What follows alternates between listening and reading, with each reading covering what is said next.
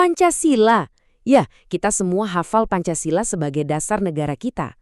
Tapi pernah kepikiran nggak sih gimana proses lahirnya? Ini bukan proses yang mulus atau adem ayem loh. Hari ini kita bakal bongkar semua dinamikanya, perdebatannya yang sengit, dan kompromi luar biasa di balik 5 sila yang sekarang menyatukan kita semua. Yuk kita mulai. Coba deh, bayangin sejenak. Kamu diminta untuk mendesain fondasi sebuah negara yang benar-benar baru, mulai dari nol. Kira-kira apa yang bakal kamu lakukan pertama kali? Berat kan pertanyaannya? Nah, inilah tantangan raksasa yang persis dihadapi para pendiri bangsa kita dulu. Mereka itu bukan cuma berjuang buat merdeka secara fisik, tapi juga lagi nyari jiwanya Indonesia. Pertanyaan super berat tadi itu bukan sekedar teori iseng-iseng. Itu adalah agenda utama, beneran. Dan sangat mendesak dalam sidang pertama BPUPK, sebuah panggung di mana fondasi bangsa kita mulai dibentuk. Semuanya berawal dari sini, dari pertanyaan ini. Dr. Rajiman itu nggak nanya soal hukum atau administrasi yang teknis. Beliau langsung menusuk ke jantung persoalan. Apa filosofinya? Apa dasar pemikiran yang bakal menopang seluruh bangunan negara Indonesia? Ini pertanyaan tentang jati diri, tentang identitas kita. Jadi intinya gini, para pendiri bangsa itu nggak lagi nyusun aturan biasa kayak peraturan lalu lintas.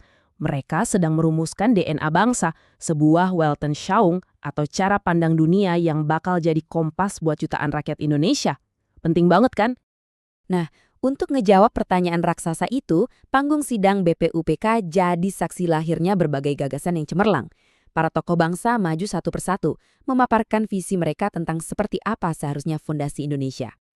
Oke, ada 3 nama besar yang jadi sorotan utama. Masing-masing datang dengan sudut pandang yang unik, tapi semuanya punya satu tujuan yang sama, menemukan dasar yang paling pas untuk Indonesia yang merdeka dan, yang paling penting, bersatu. Di ruang sidang itu, kita bisa lihat ada 2 aliran pemikiran utama. Di satu sisi, ada usulan-usulan yang sangat detail, fokus ke struktur negara. Tapi di sisi lain, muncul visi dari Soekarno yang pendekatannya lebih luas. Beliau mencoba mencari sebuah filosofi pemersatu, sebuah rumah yang bisa menampung semua golongan dan ideologi yang ada di Indonesia. Di tengah riuhnya berbagai usulan, muncullah satu momen yang jadi puncak dari seluruh persidangan. Sebuah pidato yang gak cuma menawarkan solusi, tapi juga ngasih nama buat fondasi bangsa kita. Catat tanggalnya, 1 Juni 1945. Hari itu jadi hari yang sangat bersejarah. Di hadapan seluruh anggota BPUPK, Soekarno menguraikan pemikirannya dengan pidato yang berapi-api yang kemudian kita kenal sebagai pidato lahirnya Pancasila. Jadi apa sih 5 dasar yang diusulkan Soekarno? Ini bukan daftar salah-salan loh. Coba deh lihat alurnya. Dimulai dari rasa kebangsaan, cinta tanah air, lalu meluas ke internasionalisme karena kita bagian dari dunia. Terus gimana cara kita ngambil keputusan? Lewat mufakat atau demokrasi? Tujuannya apa? Untuk kesejahteraan sosial, dan semuanya itu dilandasi oleh nilai ketuhanan. Keren kan alurnya? Dan inilah momennya, saat nama itu terucap untuk pertama kalinya. Pancasila. Panca itu 5, sila itu dasar, 5 dasar. Sebuah nama yang sederhana, tapi maknanya dalam banget. Dan konon langsung disambut gemuruh tepuk tangan.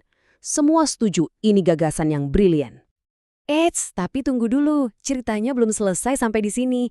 Walaupun namanya udah ada dan prinsipnya disetujui, merumuskan kalimat yang pas itu butuh diskusi lebih lanjut. Dan perdebatan ini penting banget untuk memastikan nggak ada satu pihak pun yang merasa ditinggalkan. Makanya, dibentuklah sebuah tim kecil yang kita kenal sebagai Panitia 9. Tugas mereka adalah merangkai ke-5 prinsip itu jadi satu naskah utuh yang nantinya jadi piagam Jakarta, cikal bakal dari pembukaan Undang-Undang Dasar kita.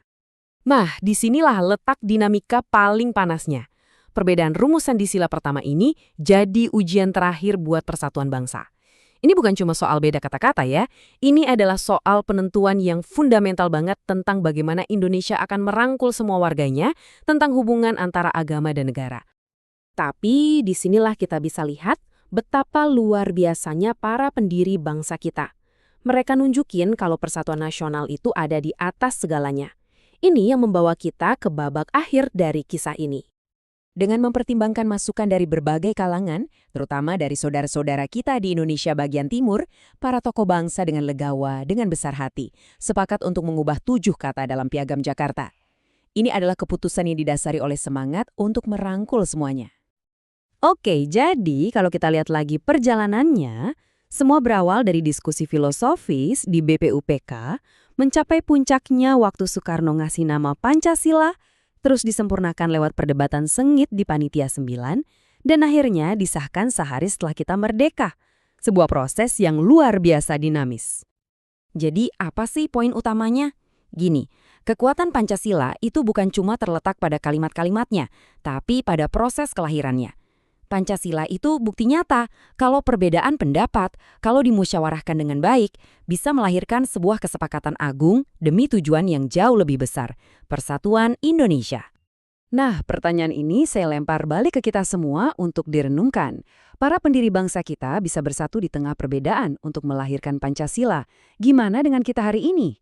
Tugas kita bersama adalah menjaga api semangat musyawarah dan persatuan itu biar tetap menyala. Sampai jumpa di pembahasan berikutnya.